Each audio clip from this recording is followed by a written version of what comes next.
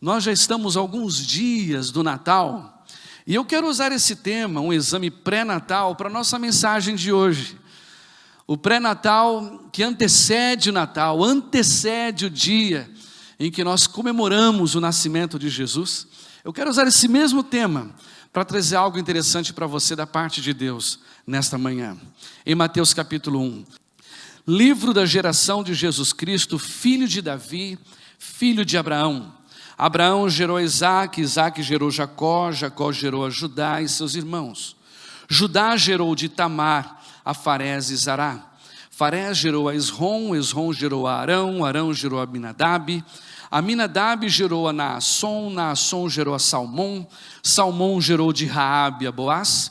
Boaz gerou de Ruth a Obed, Obed gerou a Jessé, Jessé gerou a Davi, e o rei Davi gerou a Salomão, da que foi mulher de Urias, Batseba. Salomão gerou a Roboão, Roboão gerou a Abias, Abias gerou a Asaf, Asaf gerou a Josafá, Josafá gerou a Jorão, Jorão gerou a Osias, Osias gerou a Joatão, Joatão gerou a Acás, Acás gerou a Ezequias, Ezequias gerou a Manassés, e Manassés gerou a Amon. Amon gerou a Josias, Josias gerou a Jeconias e aos seus irmãos na deportação para a Babilônia, o cativeiro na Babilônia. Depois da deportação para a Babilônia, Jeconias gerou a Salatiel, Salatiel gerou a Zorobabel, Zorobabel gerou a Abiúde, Abiúde gerou a Eliaquim, Eliaquim a Azor, Azor gerou a Sadoc, Sadoc a Aquim, Aquim gerou a Eliúde, Eliúde gerou a Eleazar, Eleazar gerou a Matã, Matã gerou a Jacó, Jacó gerou a José, marido de Maria, da qual nasceu Jesus, que se chama o Cristo. De sorte que todas as gerações, desde Abraão até Davi, são 14 gerações. Desde Davi até a deportação para a Babilônia, 14 gerações. Desde a deportação para a Babilônia até Cristo, 14 gerações. Um exame pré-natal. Se puder e você tiver, mantenha o seu celular ou a sua Bíblia aberta, para a gente poder navegar um pouco nesse texto de Mateus capítulo 1. Como eu estava dizendo para você, a genealogia geralmente é um trecho nas Escrituras que a gente não tem muita paciência de ler, não tem muita paciência de explorar, de navegar. É muito nome, é muita geração, a gente não entende muitas vezes nem o propósito para isso.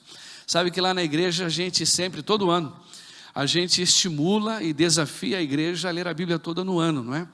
E 2 semanas atrás, um jovenzinho, o nome dele é João Vitor, muito inteligente, muito, absolutamente inteligente, esse rapaz, muito temente a Deus, chegou e falou para mim: pastor, a gente tem que ler a Bíblia toda? Sim, tem, é importante, mesmo as genealogias. E eu disse: yes, mesmo as genealogias.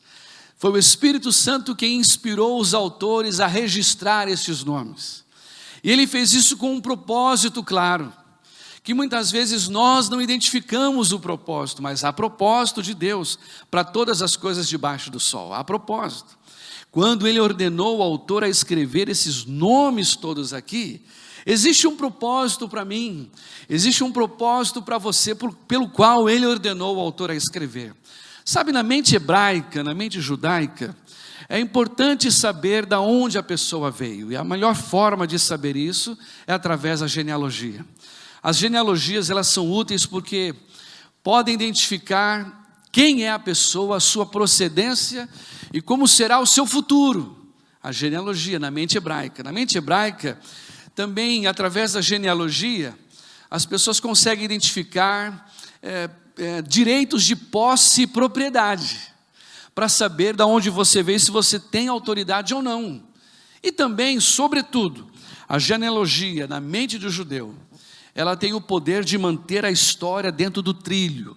A história não está aí contada, você não veio para cá por um acaso. Existe uma história que está sendo orquestrada por alguém.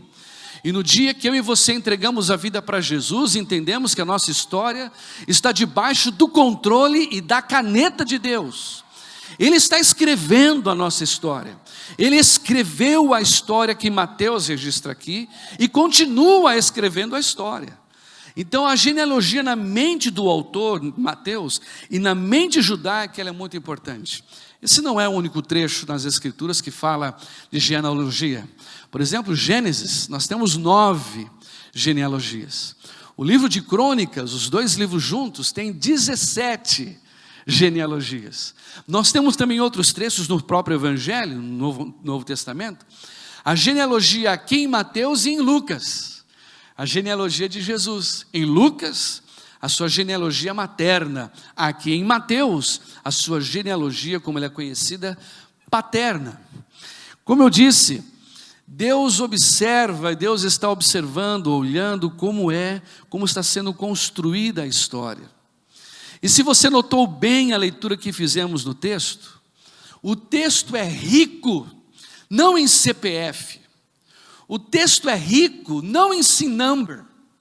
O texto não se preocupa em dizer o número que você tem no CRA, da sua declaração de imposto de renda. No mundo, as pessoas valorizam isso. As pessoas valorizam qual é o seu SIN number. Te identificam pelo seu CPF, pelo seu número de RG. As pessoas se identificam assim, não para Deus. Porque o que fica claro nesse texto é que Deus não valoriza as pessoas como o mundo as valoriza. No mundo, as pessoas são valorizadas pelo que produzem. No mundo, as pessoas são valorizadas pelo que possuem, suas posses. No mundo, as pessoas são valorizadas pela sua posição.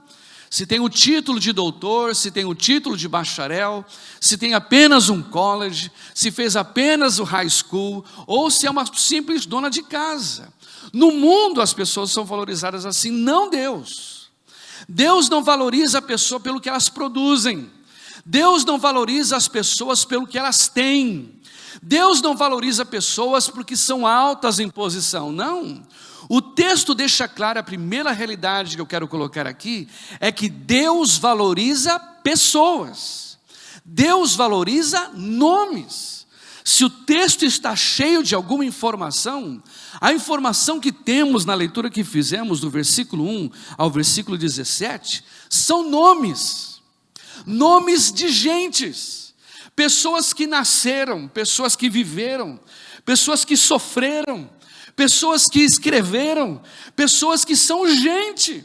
Deus valoriza pessoas, não pelo que elas produzem, não pelo título que têm, se são doutores, se são reis, ou se são súditos, não também pelos seus degrees que ela tem, ou pelas posses. Deus valoriza pessoas, e Deus valoriza pessoas pelo que elas são, não pelo que elas têm, não é? Estava conversando com o Serginho aqui, não sei quantos já conhecem o coração financeiro de Alberta, é a cidade de Fort McMurray. Alguém já esteve em Fort McMurray? Já esteve lá, não é? É interessante, a primeira vez que estive em Fort McMurray é tão interessante porque a gente passava pelas ruas, não tinha um carro na garagem, todos os carros estavam fora, e todas as ruas abarrotadas, não tinha lugar para estacionar. Isso é impressionante, não tem lugar para estacionar o carro quando você vai visitar alguém lá em Fort McMurray. E aí eu tive a curiosidade, perguntei para um irmão brasileiro que está lá, disse, o que está tendo? Está tendo festa? Eu não entendi, por que tem tanto carro na rua? E aí eles falaram assim, olha, que na verdade, dentro das garagens, eles colocam lá um jet ski, colocam lá a motinha, colocam lá a truck, colocam um monte de coisa e não cabe os carros. E alguns, para mostrar que estão na mesma vibe, deixam um carro para fora, mesmo que a garagem esteja vazia, para mostrar para os outros que também tem posses. No mundo a gente se preocupa com essa impressão, não Deus. Deus não se preocupa com o que você tem, porque querido, você pode não ter o melhor carro do ano, não pode ter a melhor casa do ano, mas você tem Deus dentro de você. Você tem o Espírito Santo dentro de você. Deus te valoriza pelo que você é. E se há algo que você tem que agrada a Deus, é o Espírito de Deus vivendo e se movendo dentro de você. Olha o texto comigo. O texto é rico de nomes. E o texto fala, por exemplo, de gente que não tinha casa, como Ruth. Ruth não tinha casa. O texto fala de pessoas que moravam em cabanas. Abraão, versículo 2. não tinha uma casa fixa e vivia andando de casa, de lugar em lugar, em cabanas. E Deus também fala no mesmo texto de gente que morava em palácio, rei Davi, rei Ezequias. Para Deus, esses que têm casas, que moram em cabanas ou moram em palácios, são importantes da mesma forma, porque são pessoas. Olha o texto, versículo 16, o texto fala de José. Deus valorizou José, aquele que foi conhecido como o pai de Jesus, não é? Uma pessoa simples e humilde, mas Deus também valorizou, versículo 9, o grande rei Ezequias. Deus valorizando os homens importantes como um rei e pessoas simples como José. Olha o versículo 6. Deus valorizou pessoas famosas como Salomão, da sua sabedoria, mas também valorizou pessoas desconhecidas como Naasson, versículo 4. Não temos muita informação de quem foi Naasson, qual é a sua fama, não temos nenhuma informação. Deus valorizou líderes excepcionais, versículo 12, olha com a gente lá, Zorobabel, um grande líder na nação judaica, como também Deus abençoou pessoas simples como Matã, que temos tão poucas informações. Deus valoriza pessoas. Não importam as suas posses, não importa a sua posição ou aquilo que ela produz, Deus valoriza gente. E essa igreja, eu não sei quantos aqui hoje estão pela segunda, terceira vez, eu não sei. Essa igreja, como a igreja de Cristo, valoriza o que Cristo valoriza e nós valorizamos gente. Se Deus nos plantou aqui em Mississauga, se Deus nos plantou como nos plantou lá em Calgary, Deus nos plantou porque Ele ama pessoas, porque Deus amou o mundo de tal maneira que deu o seu Filho unigênito para que todo aquele que nele crê não pereça, mas tenha a vida eterna. João 1, versículo 14 diz que Deus valorizou tanto gente, que Ele mesmo, o próprio Deus, se fez gente e habitou entre nós. O texto, versículo 14 diz, do princípio era o verbo era Deus, e o verbo estava com Deus, e o verbo se fez carne e habitou entre nós, e vimos a sua glória como a glória do unigênito do Pai. Deus valoriza tanto gente, que Ele decidiu se manifestar como pessoas, como gente, porque Ele nos ama.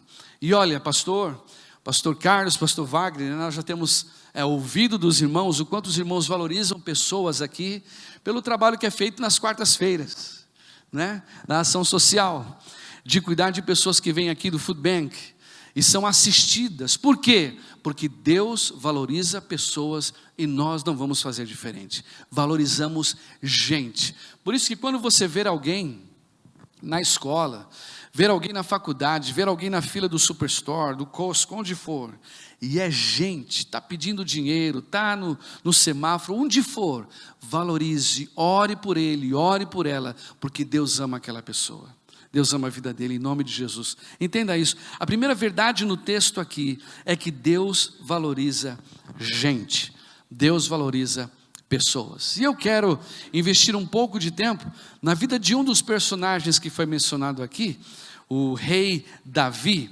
que está mencionado no versículo 6. Essa verdade de Deus, ela foi revelada ali. Lembram do rei Saul?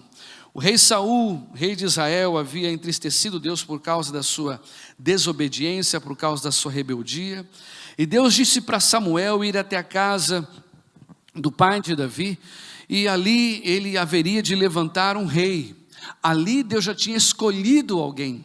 Samuel, o profeta, vai até a casa do seu pai, do pai de Davi, chega até lá, e ele anuncia que ali ele foi levado por Deus para poder ungir o futuro rei de Israel no lugar de Saul.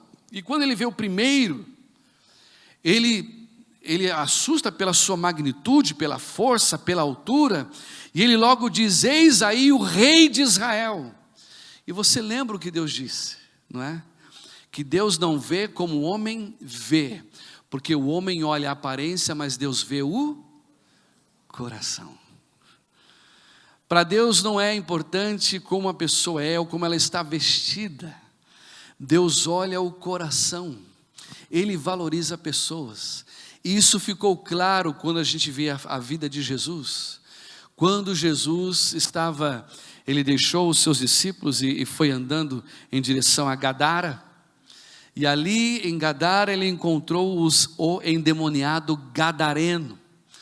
O texto diz que esse endemoniado gadareno, ele assustava a todos, porque ele vivia entre os túmulos, vivia nos cemitérios, né?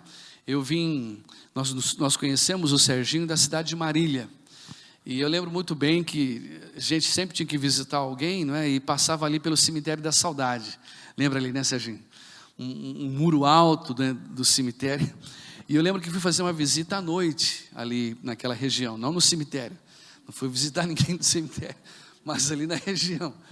E eu lembro que fui fazer visita lá, e a pessoa que a gente foi visitar falou assim: pastor, eu passei um susto esses dias. O que aconteceu? Eu estava andando ali perto do muro do cemitério da Saudade, e uma pessoa saltou lá de dentro. Eu pedi: acorde-me, Deus, e saí correndo, né? Falei: realmente eu não sei se eu também ia ficar ali muito tempo, não, mas interessante. Jesus andando por um lugar, uma região de túmulos, vindo endemoniado, que de acordo com o texto, nem as correntes podiam segurá-lo, porque ele era violento, não é? Ele era cheio de ódio, cheio de raiva, e veio até Jesus, e Jesus foi até ele porque Jesus valoriza a gente. Não importa se a pessoa está bem vestida ou mal vestida, não importa a sua fama pregressa, Deus valoriza pessoas, e Jesus foi ao encontro desse homem. E aí os demônios que estavam nesse homem se ajoelharam e disseram: que temos nós contigo, ó Filho do Altíssimo? E aí Jesus então pergunta ali para aquele homem, e os demônios se manifestam dizendo: nosso nome é Legião, porque somos muitos. Então Jesus dá ordem, o rapaz ele é liberto. E aí quando encontra um rapaz novamente com Jesus, encontra um rapaz sentado, no bom senso, ali dialogando com Jesus como nunca ouviram antes. E esse rapaz conversando com Jesus, Jesus manifesta a sua glória, a sua graça, o seu amor, porque Jesus valoriza a gente, porque Deus valoriza a gente. E aí esse rapaz se levanta, quer acompanhar Jesus com os discípulos, e Jesus diz: não, volta para os teus, vai para a tua casa, vai para a tua família, anuncia as grandes coisas que Deus fez na sua vida. E diz o texto que ele saiu dali desse encontro e evangelizou 10 cidades, que no texto é chamado de Decápolis. Porque Jesus decidiu amar alguém que para o mundo era alienado, que para o mundo era rejeitado. Em todo lugar as pessoas só podem ser rejeitadas por diversas razões. Não na casa de Deus. Na casa de Deus nós valorizamos pessoas, independente da sua vida pregressa. Deus não se preocupa com a minha história pregressa ou com a sua história pregressa, porque Ele sabe que Ele pode transformar o seu passado triste, laborioso, num futuro glorioso pela pessoa de Jesus. Ele valoriza pessoas. O texto é claro quando anuncia tantos nomes assim, mas não somente nomes. Deus não valoriza apenas pessoas. O texto é claro em nos mostrar o quanto Deus também valoriza famílias. Além da quantidade excessiva de nomes que nós lemos aqui, você também vai prestar atenção num verbo, que ele é por demais repetido. Fulano gerou fulano, que gerou fulano, e gerou, e gerou, e gerou. O texto diz logo no primeiro versículo: esta é a geração. Nenhuma dessas pessoas, nenhuma dessas gentes nasceram por acaso ou em qualquer lugar. Eles nasceram num contexto de família. E Deus valoriza famílias. O próprio Senhor Jesus, que é o principal aqui nesse texto, diz o versículo 1, que é o livro da geração de Jesus, filho de Davi, filho de Abraão. Eu quero que você preste atenção numa coisa aqui, porque o versículo 16 nos diz que na verdade Jesus era filho de José e de Maria. Então por que no versículo 1 ele anuncia que ele é filho de Davi ou filho de Abraão? A palavra filho no contexto judaico ou hebraico, tem muito mais a ver do que um relacionamento direto entre pai e filho, mas sim um ancestral. Muitas vezes a palavra filho pode ser lida na mente hebraica como um ancestral, ou seja, Mateus registra logo de cara que Jesus é o ancestral de Davi, Jesus tem por ancestral o Davi e também Abraão. E Jesus era conhecido como filho de Davi, como filho de Abraão. Talvez você ainda não entenda por que Jesus é chamado filho de Davi, mas havia uma promessa que Deus havia feito a Davi no momento em que Davi ocupava o trono. Quando Davi decidiu construir para Deus um templo, Davi teve essa iniciativa no coração de construir, tirar a arca da aliança das tendas e colocar num templo. Deus não permitiu que Davi o fizesse, mas Deus disse que o filho de Davi o faria. E esse filho de Davi, ele não apenas construiria para Deus um templo, mas também ele haveria de reinar para sempre no trono de Davi. E nós entendemos, quando você olha a história, a gente logo percebe, pensa que ele está se referindo a Salomão. Sim, Salomão construiu um templo para Deus, como a história nos fala, mas Salomão passou. Salomão não está sentado no trono reinando eternamente. Obviamente Salomão tipificava alguém maior que haveria de vir da descendência de Davi para cumprir esta promessa. E aí entendemos nas escrituras que este Messias, chamado filho de Davi, na verdade não apontava apenas para Salomão, mas a partir de Salomão olhava lá na frente, olhava para Jesus. Porque Jesus é descendente direto de Davi. E Jesus sim construiu o templo de Deus. Não o templo construído por mãos humanas, um prédio como fez Salomão, um prédio enorme, um prédio suntuoso, não. O que Jesus fez foi casa para Deus, pequenas casas, templos do Espírito Santo. Eu e você somos a casa onde Deus habita. Por isso Jesus é Messias, o Filho de Deus, que não somente construiu o templo para Deus, mas reina eternamente, não apenas nos nossos corações. Ele está assentado no trono à direita de Deus, reinando eternamente. E ele vai voltar, como nós cantamos aqui. Por isso Jesus é o filho de Davi. O cego de Jericó, quando soube que Jesus estava vindo, clamava: ó Cristo, filho de Davi, tenha compaixão de mim.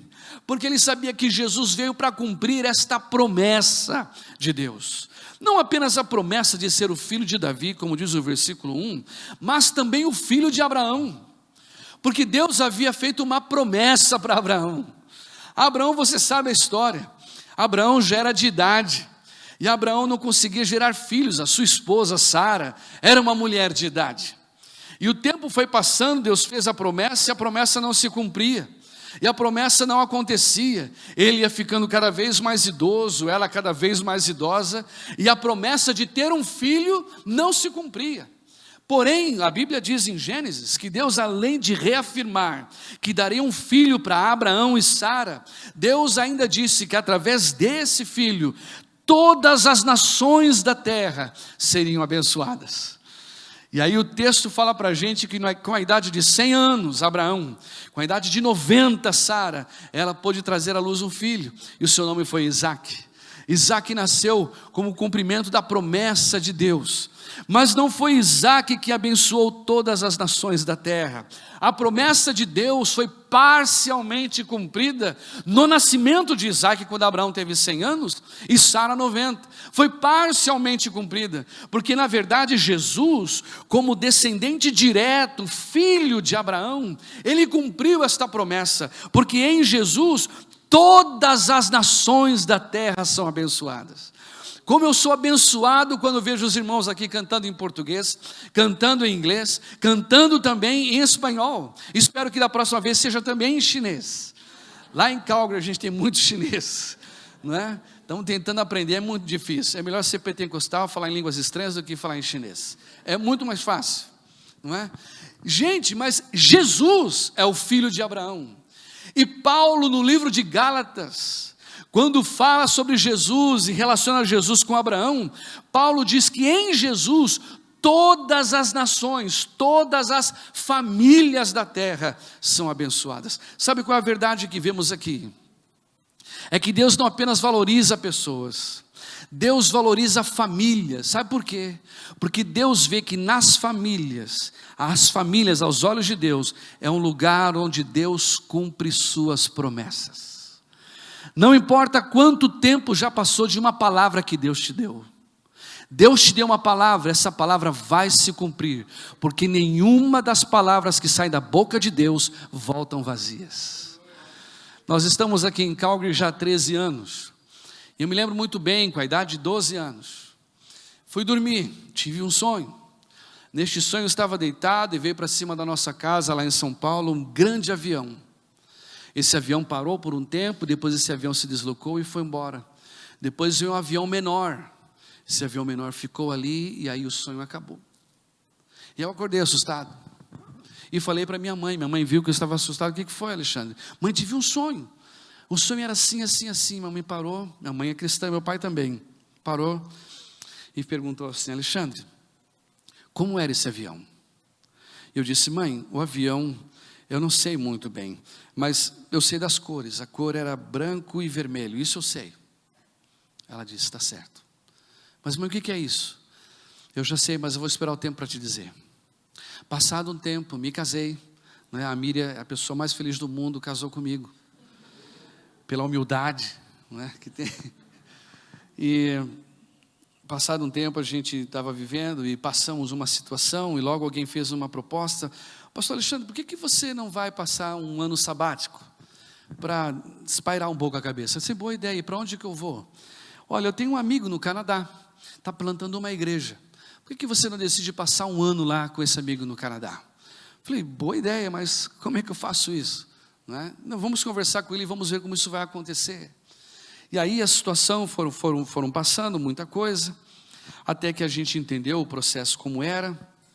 Do Canadá, como você já deve ter passado por tudo, aplicamos. De lá viemos para cá com visto religioso, work religious, que na verdade está debaixo do visitor. Foi assim que nós aplicamos algum tempo atrás. Fizemos a aplicação, mas sem dinheiro nenhum. E também quero falar a verdade, sem vontade, porque Canadá não era aquele sonho que eu tinha, no coração. E aí começamos a orar. E eu, a esposa, orando junto com as crianças, falei: Deus, eu queria pedir que o Senhor desse uma direção para nós. Qual é a tua direção para nós? E Deus então foi mostrando isso. E colocamos para Deus: Deus, olha, se é para ir realmente para esse local, já fiz a aplicação, que a aplicação sai a resposta até o dia 31 de agosto. Lembra até hoje? 2010, 31 de agosto. Não vamos esperar, desculpa, 2009. Não vamos esperar mais do que isso. Quando foi no dia 30, falei: Miriam, amanhã é o último dia. Se é realmente vontade de Deus, é promessa de Deus, a gente vai para lá, ou não. No dia seguinte, chega a carta do governo, que a aplicação foi aprovada, dia 31 de agosto de 2009. Falei: Deus, amém, o Senhor confirmou que é para ir, mas eu não tenho dinheiro. E o Serginho, ele não emprestava dinheiro naquela época, sabe, pastor? Eu não sei como é hoje, mas naquela época não. Deus, como é que a gente vai viajar? Não temos condição para isso.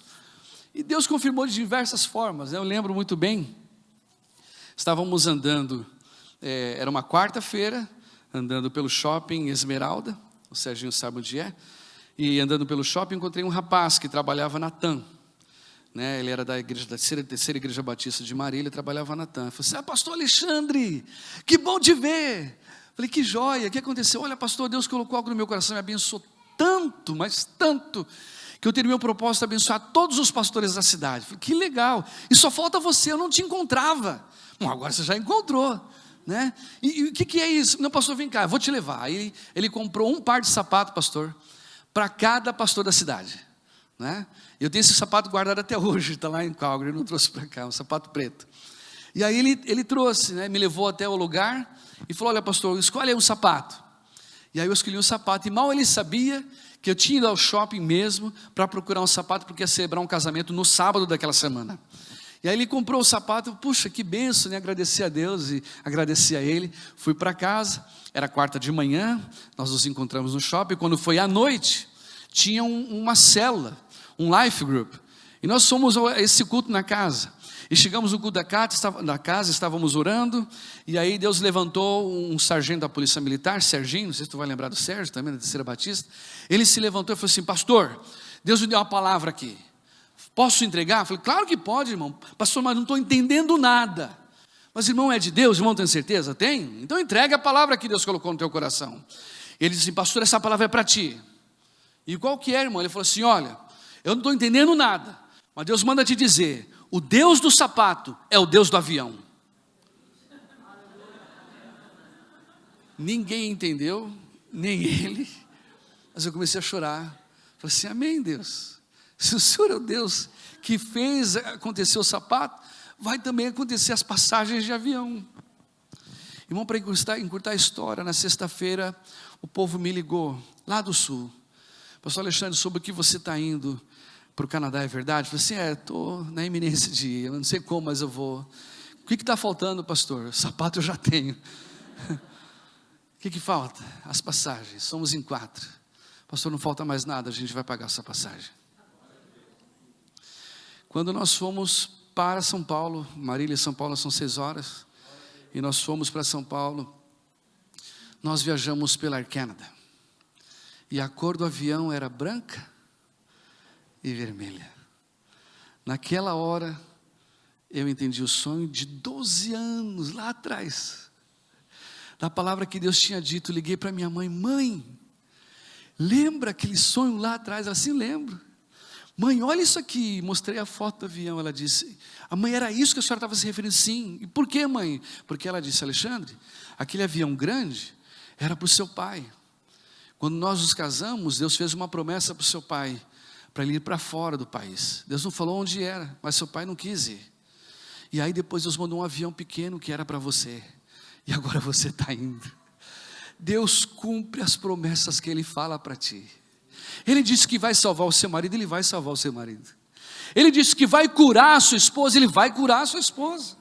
Ele disse que vai dar um filho, Ele vai dar um filho.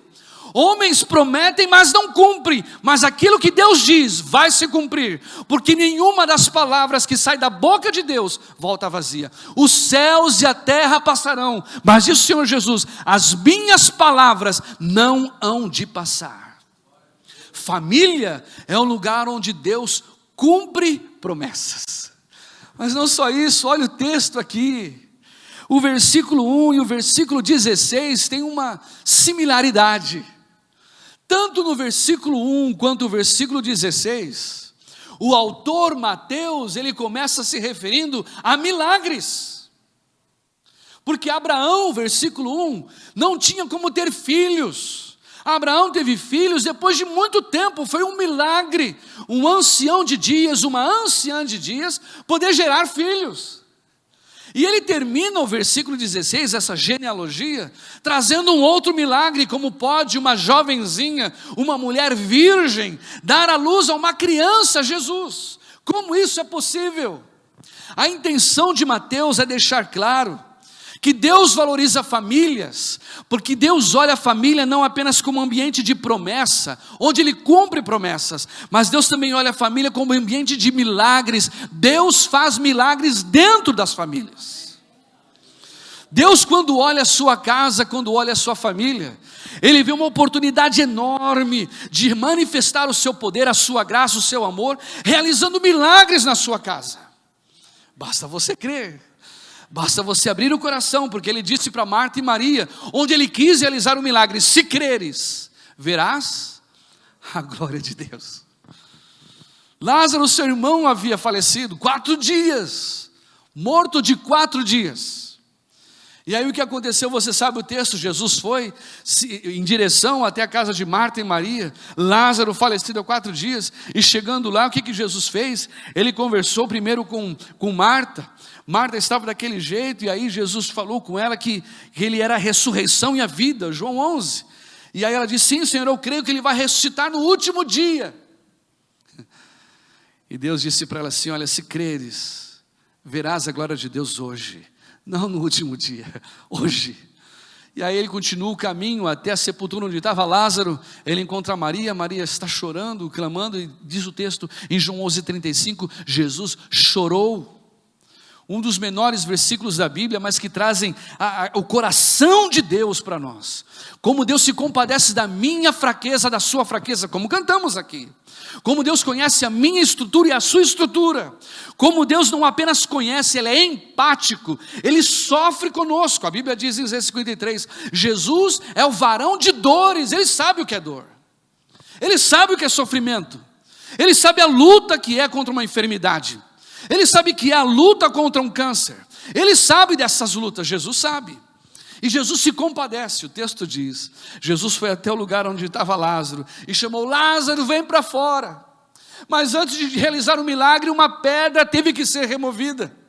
E essa pedra não foi removida pela voz de Deus, pela voz de Jesus, e nem pelos anjos.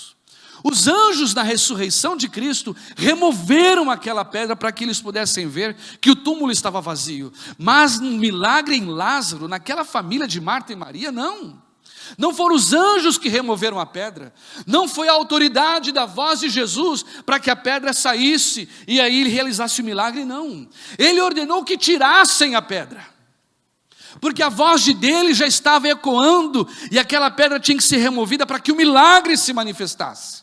Qual é a pedra que está no teu coração? É a pedra da incredulidade, é a pedra da dúvida, é a pedra do rancor, é a pedra da falta de perdão. Remove esta pedra, porque a tua casa, a tua família é um lugar de milagres, onde Deus quer realizar milagres. A voz dele é poderosa, faz parir as servas, separa as labaredas de fogo. Deus tem poder para realizar o milagre, mas eu e você precisamos tirar a pedra. É a pedra da tradição, é a pedra da mentira, é a pedra do rancor, seja qual for, tira, porque Deus vai realizar um milagre na tua casa, em nome de Jesus. Deus está colocando algo no meu coração que não estava previsto, mas eu preciso compartilhar. A gente não entende às vezes as coisas difíceis que acontecem na nossa casa, né? No nosso contexto de casa, a gente está vindo à igreja, buscando Deus, adorando Deus, e os problemas parecem que só aumentam. Alguém já disse, mas será que eu colei chiclete na cruz, ou coisa parecida, né? Interessante. Nós estávamos andando e de repente a Sara, a filha que nós temos, ligou. Pai, corre aqui, porque bateram no meu carro. Primeira vez que ela passou por essa experiência, espero que a última. E nos ligou, a gente saiu correndo para ir atrás disso, e o rapaz, a priori, parou para atender. Foi aquela coisa estranha toda lá, e aí trocaram as driver's license e as informações e tal, mas a Sara inexperiente. O que aconteceu foi que o cara no meio da conversa se esquivou, eu não consegui chegar a tempo, e o cara foi embora. Eu falei: Sara, você já tem alguns dados? Eu tenho. Bom, vamos na polícia fazer a queixa, você já sabe como é que funciona. E fizemos isso. E tinha que cuidar agora do prejuízo, né? O prejuízo foi grande do carro dela. Na verdade, o rapaz passou o sinal e bateu no carro dela. E aí ficamos chateados, temos que ir atrás, envolveu a polícia. E fomos à delegacia. O policial, infelizmente, não deu atenção devida para nós, do caso. Mas quando estávamos saindo, o outro policial ouviu a história e parou: escuta, o que aconteceu? Aconteceu isso. Onde foi? Foi bem na frente do shopping tal, nessa rua. Não, pode deixar que eu vou atrás, porque lá tem uma câmera nossa. A gente vai atrás da informação, vamos cuidar de você. Então tá bom. Tivemos que pagar o seguro até que a polícia resolvesse essa situação. O carro tive que levar até o lugar onde tinha que arrumar o carro no body shop. E quando estacionamos no body shop, tinha nevado muito aquele dia. Eu estou com o carro da Sara, acabei de estacionar aqui no body shop. Saí do carro e estou entrando dentro do office para falar com o pessoal lá sobre essas questões de arrumar o carro. Quando eu estou entrando, a porta abriu, a porta fechou. Aí um monte de gente começa a sair e fala: o que será que aconteceu, né? E foi entrando, falei: não é possível. Quando eu olho para trás, o carro dela estava estacionado, veio um carro da ribanceira e acabou de arrebentar o carro da Sara. Eu falei exatamente isso. Nossa, aí foi Nossa Senhora, Virgem Maria, foi tudo. Pai, o que está acontecendo? Aí eu falei: Deus, será que eu estou em pecado? Não estou. Liguei para a Miriam: Miriam, você está em pecado? Não é possível. E fiquei assim, aí o cara: quem é esse carro? Quem é esse carro? atordoado é nosso. Nós, não sei o que, aquela coisa lá, para encurtar a história. O cara que bateu o carro era o dono da body shop. Ele falou assim: olha, vou fazer o seguinte, vou dar perda total no teu carro, vou dar um carro novo e mais 2.000 para sua filha, pode ser? Pode. Não se assuste com as crises dentro da tua casa. Não se assuste com a intensidade dos problemas na tua família. O milagre já está chegando.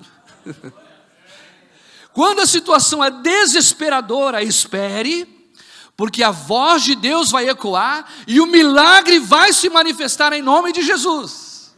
Porque a tua casa é um lugar de milagre. Este marido que você conhece hoje não será mais o mesmo. Deus vai fazer um milagre na vida dele. Esse filho, essa filha que hoje está dando mais trabalho, espera o tempo, porque Deus vai cumprir a promessa dentro da sua casa. O milagre está chegando. Só tira a pedra da incredulidade, tira a pedra da impaciência, deixa Deus fazer, deixa Deus se manifestar. O texto é claro aqui. As famílias é um lugar onde Deus manifesta milagres, mas não só milagre. Oh Jesus, olha isso aqui, versículo 5, traz o nome de uma mulher. Gente, é difícil mencionar mulher nas genealogias judaicas ou hebraicas, não é? A genealogia, a mente hebraica era muito masculina, né? Muito machista, mas 5 mulheres são mencionadas aqui, e uma delas é Raabe, ela é mencionada, e aquilo que nós sabemos eu não me lembro a cifra, mas das 8 ou 9 vezes que o nome Raabe é mencionado nas escrituras, 6 vezes fala a prostituta Raabe. Olha aí o adjetivo que ela tinha, a prostituta Raabe. Você conhece a história de Raabe? Raabe, ela era lá da cidade de Jericó, ela era prostituta. Mas a Bíblia não enfatiza simplesmente os seus pontos negativos. O que a Bíblia enfatiza aqui nessa relação é o fato de que Deus não olha a sua casa apenas como um ambiente de promessa. Deus não olha a sua família apenas como um ambiente de milagres. Deus olha para a sua casa como um lugar onde a salvação vai se manifestar. Como se manifestou para Raabe, uma pessoa improvável, prostituta. Uma pessoa que a sociedade usava e abusava, que a sociedade esquecia, tanto faz. Mas Deus olhou para Raabe e decidiu salvar Raabe, independente do passado de Raabe. Sua casa, minha casa, a nossa família é um lugar onde Deus quer salvar pessoas. Atos 2, versículo 39.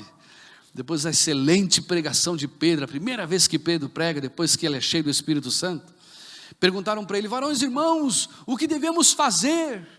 Né? Em Atos, olha só o que Pedro responde, Atos 2, versículo 38 e 39, arrependei-vos e cada um de vós seja batizado em nome de Jesus Cristo, para perdão dos pecados, e recebereis o dom do Espírito, porque a promessa, olha atenção aqui, vos diz respeito a vós, aos vossos filhos, a todos que estão longe, mesmo que estejam no Brasil, estejam lá na Colômbia, na Venezuela, não importa, a tantos quantos Deus nosso Senhor chamar. Deus tem promessa de salvação para a sua família, onde ela estiver. Crê no Senhor Jesus Cristo e será salvo tu e a tua casa. A salvação está chegando. Olha o que a gente aprende nessa genealogia. Deus não apenas valoriza pessoas, Deus valoriza famílias. Estou encerrando aqui, pastor, estou vendo aqui o tempo lá, né? Mas a terceira realidade aqui, na genealogia, Deus não apenas valoriza pessoas, ou valoriza famílias. Olha o versículo 17. Versículo 17, Mateus, ele constrói a genealogia e divide a história de Israel em 3 grandes ênfases na história de Israel. Versículo 17, ele fala de 14 gerações desde Abraão a Davi, 14 gerações de Davi até o cativeiro e 14 gerações do cativeiro até Cristo. Ele olha para a história e divide a história. como era a história antes de Jesus e a história depois de Jesus. Interessante. Mateus aqui deixa claro que a história da nação de Israel, que pode ser dividida em 3 etapas, não é? A etapa da monarquia, do cativeiro e do Messias, na mente de Mateus é isso. Ele olha essa história e diz, olha, Deus está no controle da história. Deus controla todas as coisas. Se há alguém que reina, alguém que orquestra, alguém que dirige a história, este alguém é Deus. E Deus está escrevendo a história para um bem comum. E esse bem vai muito além da minha necessidade e da necessidade da minha família. Esse bem vai muito além da sua necessidade ou necessidade da sua casa. Esse bem vai se cumprir dentro da glória e do plano que Deus já escreveu. A história da minha casa, a história da minha família, a sua história, a história da sua família, está apontando para um fim glorioso, que é a pessoa de Cristo. Ele não nos trouxe aqui simplesmente porque a gente queria ganhar em dólar. Ele não nos trouxe aqui porque a gente estava querendo um lugar, um ambiente melhor, para educar os filhos. Ele não nos trouxe aqui para termos mais abastança, mais empresas, para isso não. Deus nos trouxe aqui para trazer a glória ao nome de Jesus. Assim como o nome de Jesus ainda é pregado nos nossos países de onde viemos, o nome de Cristo será levantado aqui no Canadá. Através de mim, pessoa, através de você, pessoa, através das nossas famílias. A história que Deus está escrevendo aponta para a glória do nome de Jesus, o nome que é sobre todo nome. E essa história que ele escreve na vida de pessoas que são simples. E quero piorar um pouco aqui, pessoas que são carne de pescoço, pessoas difíceis. Quando você olha para essa lista aqui de nomes na genealogia, o que você espera encontrar na genealogia do Filho de Deus? Não é? Deve estar cheio de nome de santo, né? São Abraão, São Josafá, São Ezequiel, São Manassés. Mas não tem nome de santo aqui. São nome de pessoas, e pessoas que deram trabalho, pessoas que foram difíceis, pessoas que custaram aos seus próprios pais, deram trabalho para a sua casa, para a sua mãe, para o seu marido, para a sua esposa, deram trabalho para o reino. Gente, o texto fala de Manassés. Sabe quem foi Manassés? A Bíblia fala que foi o pior rei na nação de Judá, pior rei.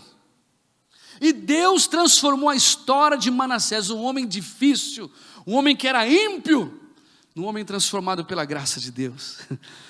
E Manassés, o nome dele consta aqui na lista da genealogia de Cristo. Quem foi Jacó?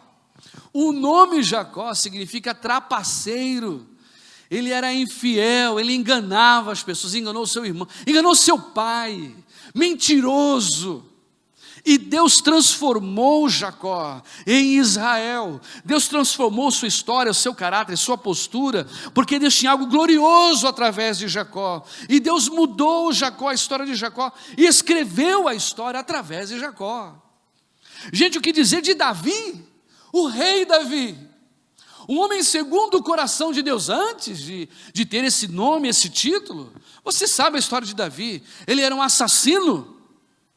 Davi foi um adúltero, e Deus transformou um assassino, um adúltero, naquele que seria o ancestral da genealogia de Cristo. E Deus continua escrevendo. Gente, na genealogia de Cristo está o Serginho Levorato. Você sabe quem é Serginho Levorato? Sabe do trabalho que esse cara dá para a Karina? Já ouviu falar de um tal pastor Wagner? Não tem ninguém aqui sentado nesse lugar que é santo, nenhum de nós. Nós conhecemos as nossas mazelas, sabemos da nossa vida pregressa, não é? Do que já fizemos, do que somos capazes, da forma que a gente reage às pessoas. Bateu, levou. Comigo assim, eu rodo a baiana, não é? Deus conhece a gente quando canta aqui, Deus conhece quando um pregador prega, Deus sabe a história do Alexandre. O pastor disse ontem, não tem ninguém perfeito aqui, não tem. O perfeito há de vir através da história desses imperfeitos que estão aqui. Nenhum de nós é santo ou perfeito, mas em Cristo fomos santificados. Em Cristo fomos redimidos e perdoados, porque Deus está orquestrando a nossa história. E a nossa história tem um fim comum, que é trazer glória para o nome de Jesus. Eu quero encerrar essa palavra aqui, dizendo que esses homens, essas mulheres que estão aqui, eles eram antes de contar na genealogia de Cristo e depois de Cristo. Foram transformados como Jacó foi transformado, como Manassés foi transformado, como Raabe, Davi, tanta gente foi transformado depois de Cristo. Essa cidade não é mais a mesma depois que Cristo chegou aqui. E Cristo está nessa igreja. Cristo está em mim e em você. A nossa tarefa é ir lá fora e manifestar Jesus às pessoas. Porque Jesus valoriza pessoas. Porque Jesus valoriza famílias. Porque Jesus valoriza a sua história. Eu quero orar por você. Quero orar pela sua casa. Eu não sei qual é o milagre que você tanto pede a Deus na sua casa. Pode ser a questão de visto. Pode ser uma questão financeira, uma questão de saúde, eu não sei. Mas Deus sabe e você sabe. Eu quero orar nesse momento para que Deus cumpra o poder e manifeste o poder dele dentro da sua casa, em nome de Jesus. E se você crê nisso, abre o teu coração onde você está mesmo. Onde você está, pode ficar sentado como você está, mas eu quero pedir que você se una a mim, nessa oração que eu vou fazer, em nome de Jesus. Feche os seus olhos e vamos orar juntos aqui.